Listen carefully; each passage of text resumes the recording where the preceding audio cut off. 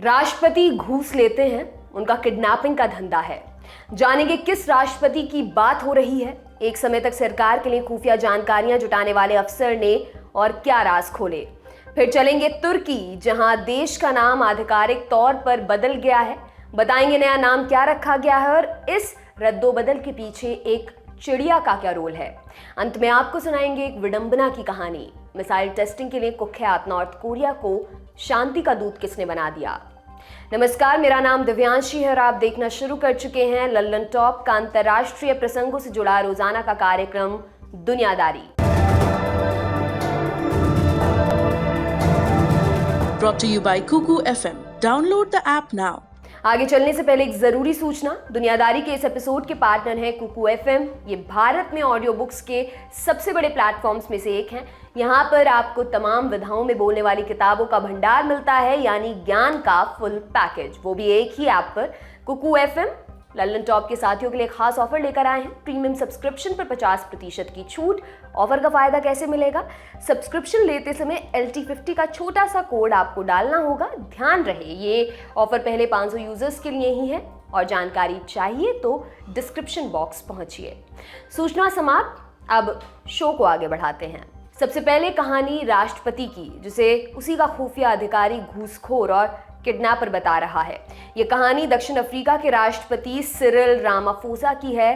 State security agency दक्षिण Africa की domestic intelligence है। SSA के मुखिया की देश की सुरक्षा में अहम भूमिका रहती है। आर्थर फ्रेजर 2016 से 2018 तक इसी SSA के मुखिया थे। बाद में वो प्रिजन डिपार्टमेंट के मुखिया बनाए गए। फ्रेजर ने राष्ट्रपति रामाफोसा के खिलाफ शिकायत दर्ज कराई है। रिपोर्ट के मुताबिक फ्रेजर ने रामाफोसा पर घूसखोरी और किडनैपिंग के आरोप लगाए हैं। फ्रेजर ने दावा किया कि फरवरी 2020 में लिम्पोपो के एक फार्म में चोरी हुई। इस चोरी में लगभग 30 करोड़ की रकम गायब हुई थी। कुछ दिनों के बाद पुलिस ने चोरों को पकड़ लिया। उन्हें उसी फार्म पर लाया गया, वहीं पर उनसे पूछताछ भी की गई। फिर उन्हें कुछ पैसे दिए गए। कहा गया कि फार्म पर जो हुआ उसे हमेशा के लिए भूल जाना। कहानी वहीं पर दफन हो जानी थी, लेकिन गड़े मुर्दों का उखड़ना राजनीति का पुराना शगल रहा है। दरअसल लिम्पोपो का वो फार्म राष्ट्रपति सिरिल रामाफोसा का है। जिस समय चोरी हुई उस समय वो देश से बाहर थे। हालांकि उनके लौटने के बाद भी पुलिस में कोई शिकायत दर्ज नहीं कराई गई। फ्रेजर के आरोपों के बाद राष्ट्रपति ऑफिस की तरफ से बयान जारी हुआ। कहा गया कि चोरी की जानकारी प्रेसिडेंशियल प्रोटेक्शन यूनिट को दी गई थी। राष्ट्रपति की तरफ से कहा गया कि वो किसी भी तरह की जांच के लिए तैयार हैं। सिरिल रामाफोसा 2014 में डिप्टी प्रेसिडेंट बने थे। उससे पहले तक वो माइनिंग, टेलीकॉम, मीडिया, पे और फास्ट फूड के बिजनेस में थे। 2014 में उन्होंने जानकारी दी थी कि उनके पास कुल 40 करोड़ रुपए की संपत्ति है। इसके अलावा 30 टाउन हाउस भी हैं। आरोप है कि रामाफोसा अपनी संपत्ति को लेकर झूठ बोलते रहे हैं। अगर फ्रेजर का आरोप सच पाया जाता है तो रामाफोसा की लोकप्रियता पर गहरा असर पड़ेगा। 2024 में दक्षिण अफ्रीका में राष्ट्रपति चुनाव होने हैं। रामाफोसा 2018 में जैकब जुमा की जगह पर राष्ट्रपति बने थे। जुमा और रामाफोसा दोनों एक ही पार्टी के हैं। पार्टी को 2022 के अंत तक राष्ट्रपति पद का उम्मीदवार तय करना है। देखना दिलचस्प होगा कि फ्रेजर के आरोपों से रामाफोसा की उम्मीदवारी पर कोई असर पड़ता है या नहीं। दक्षिण अफ्रीका के चैप्टर को यहीं पर विराम देते हैं। अब चलते हैं तुर्की। तुर्की का नाम बदल गया है।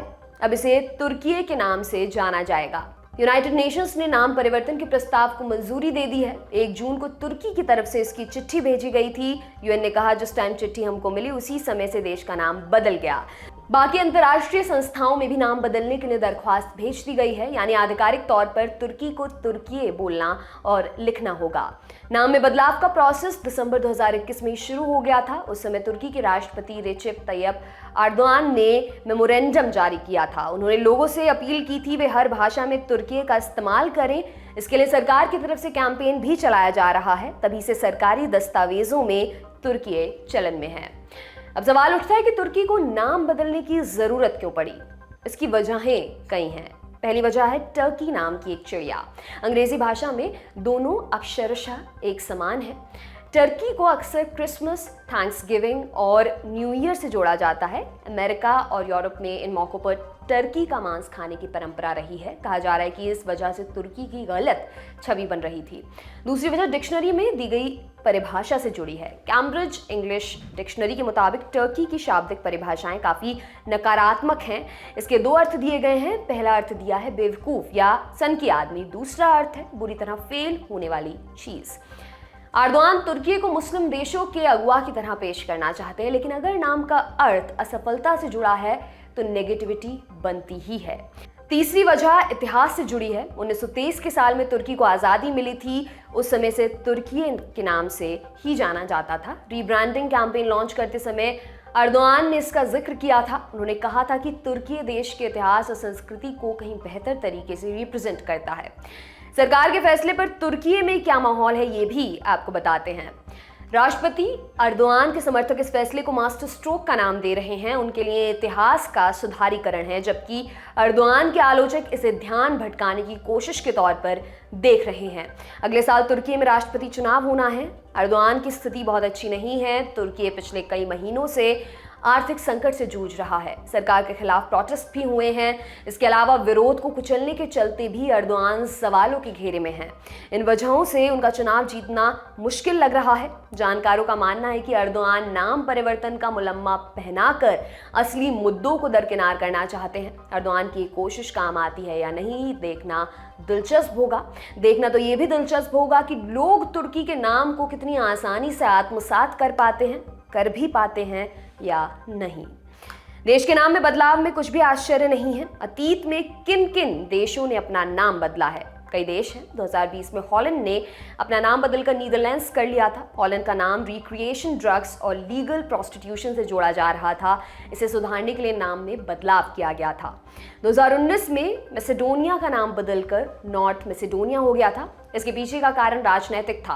मैसेडोनिया को नेटो की सदस्यता लेनी थी, लेकिन ग्रीस इसमें रोड़ा अटका रहा था। दरअसल मैसेडोनिया नाम से ग्रीस में एक प्रांत है। एक प्राचीन ग्रीक साम्राज्य का नाम भी मैसेडोनिया रहा है। इसी वजह से ग्रीस को मैसेडोनिया के नाम पर आपत्ति थी। लंबे समय तक चले समझौते के बाद मैसेडोनिया ने अपने नाम के आगे नॉर्थ जोड़ लिया। इसके बाद ही ग्रीस की आपत्ति खत्म हुई। मैसेडोनिया से पहले स्वाजीलैंड ने अपना नाम बदला था। स्वाजीलैंड अफ्रीकी महाद्वीप के दक्षिण में बसा है। 2018 में यहाँ के राजा को आपत्ति हुई। उन्हें लगा कि स्वाजीलैंड और स्विट्जरलैंड में लोग कंफ्यूज हो रहे हैं, इसलिए उन्होंने नाम बदलने का फैसला किया। इसके बाद से स्वाजीलैंड को एस्वाटिनी के नाम से जाना जाता है। अगला नाम चेक रिपब्लिक का है। 2016 में चेक रिपब्लिक ने अपना नाम बदलकर चेकिया कर लिया था। तर्क ये दिया गया कि छोटा नाम लोगों की जुबान पर जल्दी चढ़ जाता है। यूएन, यूरोपियन यूनियन समेत कई अंतर्राष्ट्रीय संस्थाएं चेकिया का इस्तेमाल करती हैं, लेकिन इसे वैसी मशहूरी नहीं मिल पाई। आज भी पॉपुलर कॉन्टेक्स्ट में चेक रिपब्लिक का ही इस्तेमाल होता है। अगला नाम केप वेर्दे का है। इस देश ने 2013 में अपना नाम बदलने के लिए आवेदन दिया था। अब केप वेर्दे को काबो वेर्दे के नाम से जाना जाता है। लिस्ट में अगला नाम आता है श्रीलंका का। 1972 तक श्रीलंका को सीलोन के नाम से जाना जाता था। सीलोन नाम औपनिवेशिक शासकों का दिया हुआ था। 1972 में इस नाम को आधिकारिक तौर पर बदल दिया गया। हालांकि 2011 तक सरकारी दस्तावेजों में सीलोन का ही इस्तेमाल हो रहा था। इन देशों के अलावा ईरान को अतीत में पर्शिया, थाईलैंड को सियाम, म्यांमार को बर्मा और जिम्बाब्वे को रोडेशिया के नाम से जाना जाता था। कालांतर में इन देशों ने अलग अलग वजहों से अपना नाम बदला था। तुर्की की कहानी यहीं तक। अब एक विडंबना का किस्सा आपको सुनाते हैं। परमाणु समझौतों और निरस्त्रीकरण से जुड़ी एक संस्था है कॉन्फ्रेंस ऑफ डिसआर्मामेंट, यानी कि सीओडी। सीओडी की स्थापना 1984 में की गई थी। इससे पहले कमेटी ऑन डिसआर्मामेंट के नाम से जाना जाता था। इसका मुख्यालय जिनेवा में है। ये दुनिया की इकलौती संस्था है जिसमें 60 से अधिक सदस्य देश निरस्त्रीकरण और परमाणु डील्स पर चर्चा करते हैं। सीओडी का सबसे बड़ा मकसद है हथियारों की रेस को कम करना और किसी भी संभावित परमाणु युद्ध की संभावना को खत्म करना। आपने सीओडी का परिचय सुना। फिलहाल के लिए इसको यहीं पर विराम लगा देते हैं। आगे इसका जिक्र फिर से आएगा। थोड़ा विषयांतर करते हैं। नॉर्थ कोरिया का नाम सुनते ही आपके ध्यान में क्या आता है? ठिगने कद वाला, सन की तानाशाह, बंद देश, 7 दशकों से चला आ रहा युद्ध और हर तीसरे दिन होने वाली मिसाइल टेस्टिंग। नॉर्थ कोरिया से आम खबरों की तुलना में मिसाइल परीक्षण की ज़्यादा खबरें आती हैं। नॉर्थ कोरिया ने पिछले कुछ समय में अनगिनत ताकतवर मिसाइलों का परीक्षण किया है। हालिया परीक्षण तब हुआ जब अमेरिका के राष्ट्रपति Joe Biden quad summit attend करने के बाद अपने वतन लौटे ही थे। यूएन ने नॉर्थ कोरिया को बैलिस्टिक और न्यूक्लियर हथियारों की टेस्टिंग से प्रतिबंधित कर रखा है। नॉर्थ कोरिया पर इस प्रतिबंध का कोई असर नहीं पड़ता। यही नॉर्थ कोरिया अब सीओडी का मुखिया बन गया है, माने हथियारों का दिखावा करने वाला अब हथियार का उपयोग करने का उपदेश देगा। ये कुछ ऐसा ही है मानो बिलौटे को मलाई की देखभाल की जिम्मेदारी दे दी गई हो। सीओडी की अध्यक्षता अंग्रेजी वर्णमाला के क्रम के अनुसार बदलती रहती है। हर साल इसकी 3 बैठक होती हैं। इस बार इसकी जिम्मेदारी नॉर्थ कोरिया के पास आई है। नॉर्थ कोरिया 3 हफ्ते तक इस पद पर रहेगा। नॉर्थ कोरिया की कमान संभालते ही इसका विरोध होना शुरू हो गया है। लगभग 50 देशों ने इस नियुक्ति पर आपत्ति दर्ज कराई है। America, European union, Britain, Australia जैसे देशों ने नॉर्थ कोरिया के मिसाइल परीक्षणों पर सवाल खड़े किए हैं। ऑस्ट्रेलिया ने कहा कि हम नॉर्थ कोरिया की लापरवाहियों से चिंतित हैं। ये लापरवाहियां फोरम के मूल्यों से खिलवाड़ करने वाली हैं। अमेरिका ने कहा कि सीओडी में नॉर्थ कोरिया की भूमिका पूरे फोरम की भूमिका पर संदेह पैदा करती है। इन आपत्तियों पर नॉर्थ कोरिया का भी बयान आया है। उसने कहा, हम आत्मरक्षा के लिए अपनी सैन्य क्षमता बढ़ा रहे हैं। उसने जोर देकर कहा कि हम निरस्त्रीकरण के प्रयासों का समर्थन करते रहेंगे। दुनिया भर की बाकी हलचल पर हमारी नजर बनी रहेगी। लल्लन टॉप पर आपको तमाम खबरों की अपडेट्स मिलती रहेंगी।